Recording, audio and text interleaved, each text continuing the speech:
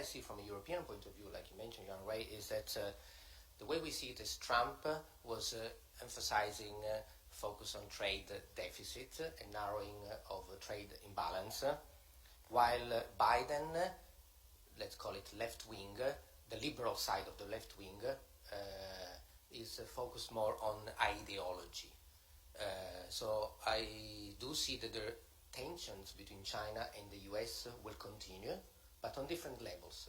So China would not feel the pressure anymore to narrow the 300 billions of deficit with the US. Europe will be happy because forcing China to buy from the US would have caused trade diversion from Chinese purchases from Europe into the US. So this could be kind of good news for Europe and good news for China that has less pressure on the current account.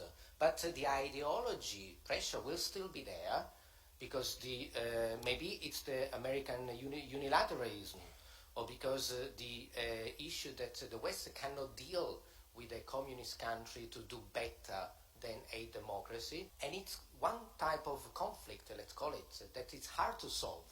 Because trade conflict can easily be solved by additional purchases, but the ideological conflict between free market, state economy, democracy, non-democracy, etc., is going to be hard to be followed, but it will then not materialize in this anxiety on the social media, on Twitter, but maybe behind the door. So the pressure will be there on China, but it will be less visible. And for the little that I know about China, the fact that the discussion goes underground and not on the face, it is easier for the Chinese side to deal with, and so the dialogue will go deeper, but behind closed doors. Let's not forget that when Kissinger came to China in the 1970s, not everyone in the US administration was aware that Henry Kissinger was getting on the plane. So let's say secret democracy.